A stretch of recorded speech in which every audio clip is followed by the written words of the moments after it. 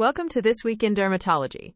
This week we're covering 4 notable papers spanning the systemic burden of severe skin diseases and recent advances in therapeutics. Let's dive in. First, we examine the significant systemic impact and mortality associated with severe dermatoses, with 2 papers this week offering crucial insights for bullous, pemphigoid, and severe cutaneous adverse reactions. We begin in Sweden with a nationwide population-based cohort study published in Acta Dermatovenerologica that quantifies the long-term mortality risk in patients with bullous pemphigoid. The study. Investigators used national patient registries to identify over 5,700 patients with bullous pemphigoid and compared them to more than 17,000 matched controls from the general population. Results. They found that patients with bullous pemphigoid had a significantly higher risk of all-cause mortality, with a hazard ratio of 2.15, meaning their risk of death was more than doubled compared to controls. The 1-year mortality rate was a striking 21.2%, and the 10-year rate reached 80.2%. When looking at causes of death, cardiovascular diseases were the largest single category, accounting for over 25% of deaths in the patient group. Interestingly, the authors also observed that patients treated with a combination of methotrexate, prednisolone, and potent topical corticosteroids had improved survival compared to other treatment groups. Clinical implications. This large study confirms that bullous pemphigoid is a disease with very high mortality. It's a critical reminder to actively screen for and manage cardiovascular comorbidities in these patients. The finding of a potential survival benefit with combination therapy, while observational, is also noteworthy and warrants further investigation. Moving from chronic mortality in bullous pemphigoid to acute morbidity in severe drug reactions, a study in clinical and experimental dermatology investigated cardiac involvement in severe cutaneous adverse reactions, or SCARs. The study. This was a single-center retrospective cohort study at a major Australian hospital, analyzing records of patients with drug reaction with eosinophilia and systemic symptoms, known as DRESS, and Stevens-Johnson syndrome or toxic epidermal necrolysis, SJS-TAMAN. Results. Cardiac involvement was identified in 15.2% of patients with DRESS and 6.3% of those with SJS/10. The most frequent cardiac symptom was dyspnea. Among patients who received cardiac investigations as part of their workup, new abnormalities on electrocardiograms were detected in up to 42% of cases. In a subgroup analysis of DRESS patients, cardiac involvement was associated with significantly higher rates of both renal involvement and ICU admission. Clinical implications. These findings suggest that cardiac involvement in SCARs is an under-recognized but clinically important complication. This supports the case for routine cardiac assessment, including an ECG and cardiac biomarkers, in patients presenting with these severe reactions, particularly those with DRESS who show signs of other organ dysfunction. Next, we turn to therapeutics, with a promising new topical for the rare disease epidermolysis bullosa, and important data on biosimilar use in psoriasis.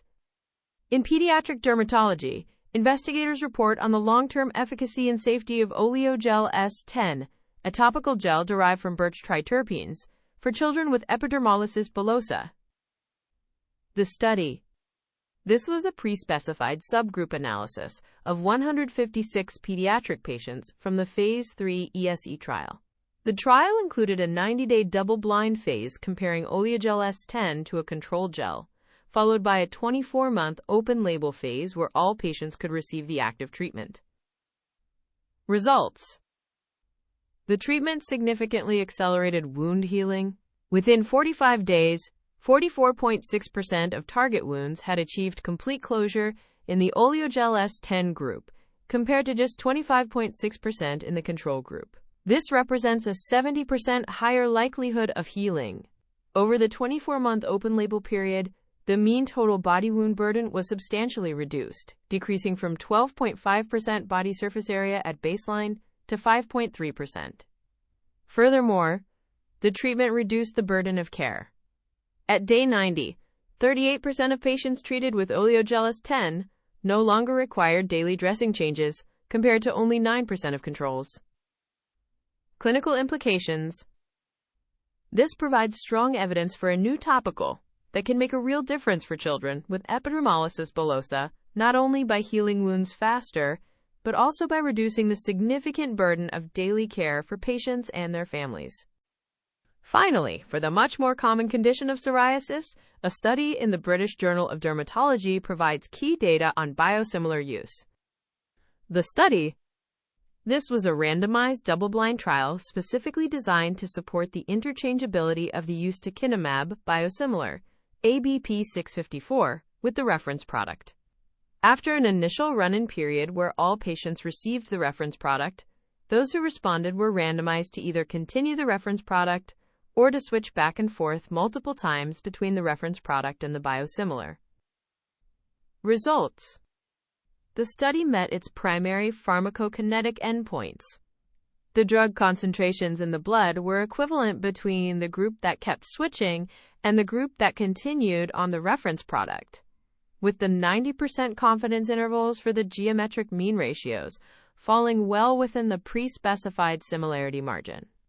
Importantly, clinical efficacy as measured by PASI scores, safety, and the incidence of anti-drug antibodies were also similar between the two groups. Clinical implications. This robust study design provides strong reassurance for clinicians.